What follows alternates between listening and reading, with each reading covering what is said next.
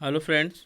तो आज की क्लास में हम लोग मैथ का सेकंड वीडियो देखेंगे जो कि आपका डाटा इंटरप्रिटेशन से रिलेटेड है। और ये आपका 20 नंबर का क्वेश्चन आएगा यूपी ट्रिपल एस सी पेट 2022 में जो अक्टूबर में पेपर होने वाला है। तो आप लोगों का बहुत छोटा सा समय लूँगा, मात्र 10 मिनट का। तो एवरीडे आपको एक MCQ मिलेगा, तो आप लोग प्लीज़ वीडियो को पूरा देखिए। और यदि वीडियो को पहली बार देख रहे हैं तो आप चैनल को सब्सक्राइब कर लें ताकि आपको एवरीडे नोटिफिकेशन मिलता रहे, बेल आइकन ऑन कर लें। तो चलिए आज का सेकंड MCQ देखते हैं जो कि पाई चार्ट का होगा। तो इसी से रिलेटेड क्वेश्चन देखते हैं। तो कल हमने परसेंटेज से रिलेटेड क्वेश्चन देखा था, तो आज डिग्री से संबंधित प्रश्न देखेंगे। तो चलिए स्टार्ट करते हैं। तो ये आपका पाई चार्ट दिया गया है जिसमें आपको किसी बिल्डिंग के कंस्ट्रक्शन से संबंधित क्वेश्चन में मेंशन किया गया है, जिसमें आपको लकड़ी, सीमेंट, बालू, लोहा, इंजीनियर और जो मजदूर काम करते हैं उनके बारे में आपका डिग्री दिया गया है, कितने कितने डिग्री है। तो और कुल व्यय जो है आपका 15,000 दिया गया है।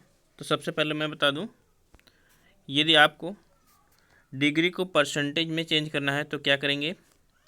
तो आपको पता है ये पूरा का पूरा एक वृत्त है जिसका कितना डिग्री होता है, 360 डिग्री होता है।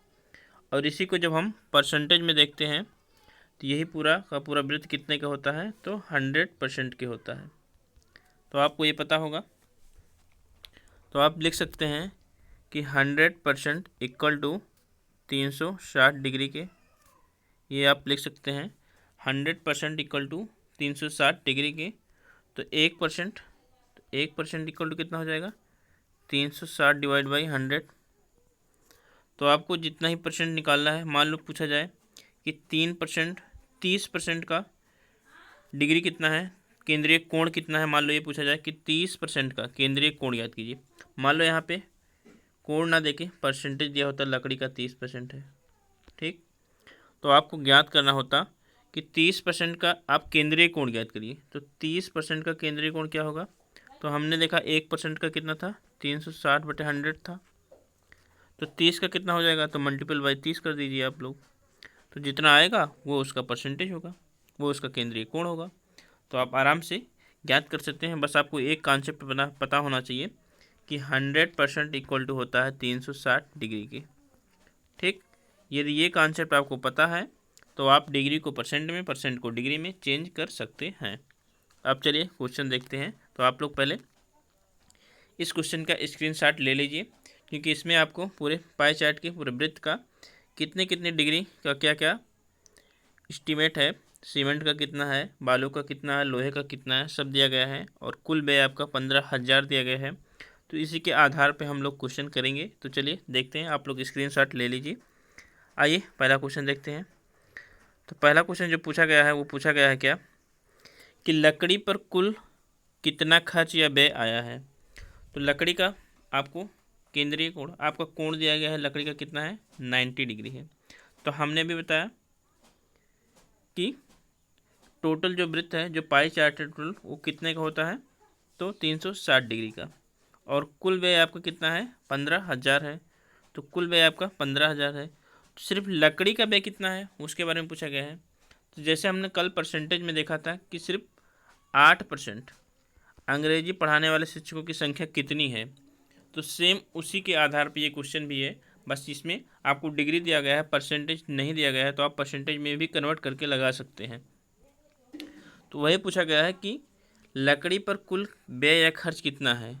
तो टोटल खर्च कितना है आपका जो है वो है 15,000। तो लकड़ी पर कितना है, तो 90 डिग्री है। तो हम कर सकते हैं 90 डिग्री, जैसे आपका परसेंटेज में था 8%, तो 8% हम निकाल रहे थे कितने का, 18,000 का, कल वाले क्वेश्चन में। तो 18,000 का हम लोग 8%, तो 8/100 कर रहे थे। तो यहाँ 100 की वैल्यू कितनी है, तो आप यहाँ पर देख लीजिए। आप ये ध्यान में रखिए कि 100 की वैल्यू जो है वो 360 है। बस यही कॉन्सेप्ट लगा दीजिए। और 90 की वैल्यू है जो वो 8% है, आप परसेंटेज को निकालिए। तो वही काम करना है। तो लकड़ी पर कुल कितना खर्च हुआ, तो टोटल खर्च जो है 15,000 है। अंग्रेजी मैंने कल लगाया था, और यहाँ पर लकड़ी है, तो लकड़ी का कितना है डिग्री, तो 90 है।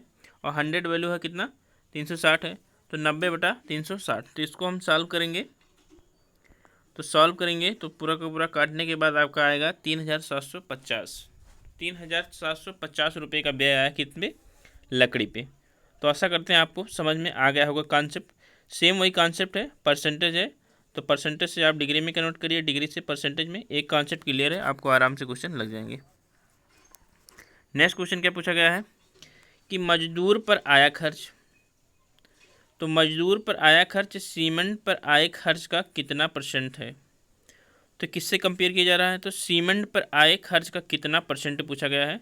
तो यानी कि सीमेंट जो होगा वो आपका डिवाइड में आएगा। तो मजदूर पर पहले खर्च हम याद कर लेते हैं। तो मजदूर पे खर्च, तो टोटल खर्च आपका कितना है, तो टोटल खर्च आपका है 15,000। मजदूर का डिग्री कितना है, तो मजदूर का जो डिग्री है वो है 36 डिग्री, और टोटल 100 की वैल्यू कितनी है, 360 है। तो 36 डिवाइड बाई 360, तो इसको काटने के बाद हमारा जो आंसर आएगा वो आएगा 1500। अब देख लेते हैं किस पे है, तो सीमेंट पे। तो सीमेंट का कितना है खर्च, कितना व्यय हुआ सीमेंट पे, तो टोटल व्यय है आपका 15,000। सीमेंट का जो डिग्री दिया गया है वो कितना दिया गया है, 72 डिग्री, और 100 का आपका पूरा ब्रेथ का जो वैल्यू हुआ है 360, तो 72 डिवाइड बाई 360। तो इसको जो सॉल्व करेंगे ये आएगा आपका 3000। अब देखिए क्या पूछा गया है क्वेश्चन में कि मजदूर पर आया खर्च सीमेंट पर आए खर्च का कितना % है। तो सीमेंट पे, तो यानी कि सीमेंट डिवाइड होगा और मजदूर में से आपको सब्ट्रैक्ट करना है सीमेंट को। तो चलिए देख लेते हैं। तो कितना अधिक है ये नहीं पूछा गया है, तो सब्ट्रैक्ट नहीं करना है आपको, बस परसेंटेज निकालना है। तो कितना अधिक है, तो 1500 डिवाइड बाई 3000 इंटू 100, तो आपका जो आंसर आएगा वो आएगा 50। तो आपको ध्यान में रखना है, ये कॉन्सेप्ट मैंने पहले आपको क्लियर कर दिया है कि 100% की वैल्यू होती है 360 डिग्री। तो आपको इसको भी ध्यान में रखना है, आपका क्वेश्चन आराम से लग जाएगा। नेक्स्ट क्वेश्चन आपका है कि लोहे पर आया व्यय बालू पर आए व्यय से कितना अनुपात है। तो इसका अनुपात ज्ञात करना है, कल ही हमने बताया था। तो अनुपात का यदि क्वेश्चन आपको लगाना है तो जो क्वेश्चन में दिया गया है वही आप लगा दीजिए। आपको यदि परसेंटेज में दिया है 7%, किसी का वैल्यू दिया है 8%, किसी का वैल्यू दिया है, और यदि अनुपात पूछा गया है तो आप डायरेक्ट आंसर लगा सकते हैं 7:8।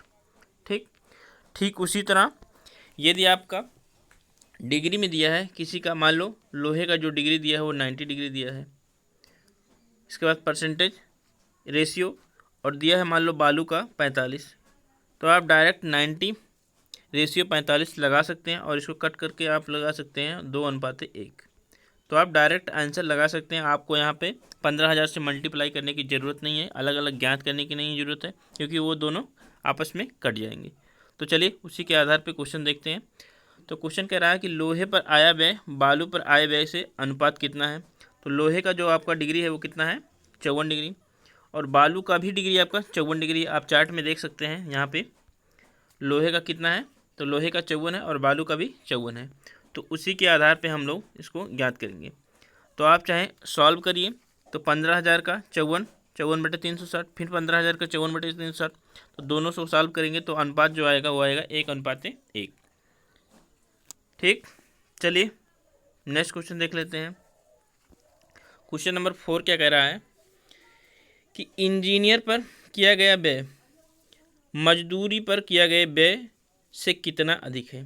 तो जो इंजीनियर्स पे, जो इस पर इंफ्रास्ट्रक्चर बनवाने में लगा व्यय, और मजदूर जो इस पर काम करते थे उन पे किए गए खर्च से कितना अधिक है।